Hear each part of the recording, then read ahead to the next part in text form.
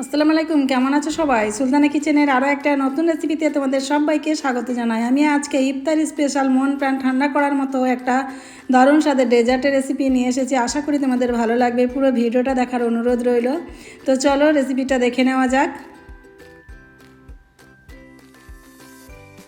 এখানে আমি কড়াইয়ের মধ্যে জল গরম বসিয়েছি। আমি এখানে হাফ কাপ মতো সাবুদানা নিয়েছি। সাবুদানাটা কড়াইয়ের মধ্যে দিয়ে দেবো, দিয়ে সেদ্ধ করে নেবো।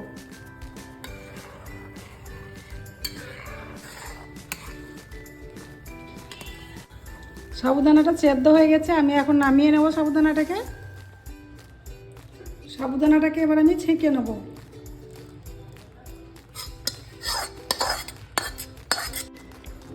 ঠান্ডা জল দিয়ে আমি একটু সাবুদানাকে ধুয়ে নেব। এখন এটাকে সাইডে রেখে দেবো।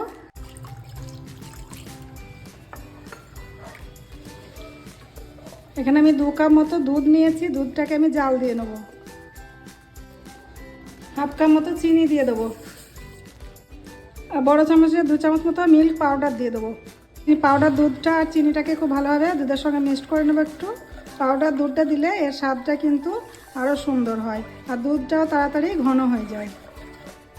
আর পাউডার দুধটা ঠান্ডা অবস্থায় দিতে হবে, তা নাহলে গরম অবস্থায় দিলে কিন্তু দলা পেকে যাবে।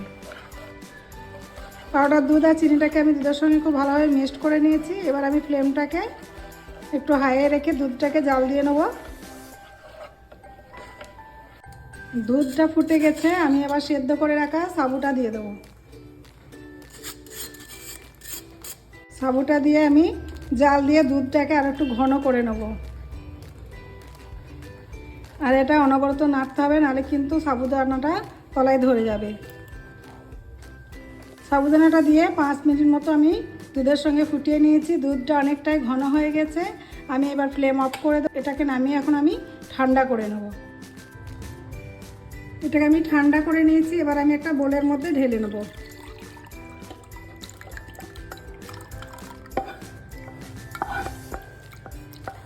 এবার আমি এখানে কিছু ফল নিয়েছি, ফলগুলোকে দিয়ে দেবো। এখানে আমি বেদানা নিয়েছি, বেদানাটাকে দিয়ে দেবো। সবুজ আঙ্গুর আর আপেল নিয়েছি, এটাকে দিয়ে দেবো। এখানে কালো আঙ্গুর নিয়েছি, কালো আঙ্গুরটাও দিয়ে দেবো। কমলা লেবু নিয়েছি, এখানে কমলা লেবুটাও দিয়ে দেবো। এবার সবগুলোকে খুব ভালোভাবে মিক্সড করে নেব।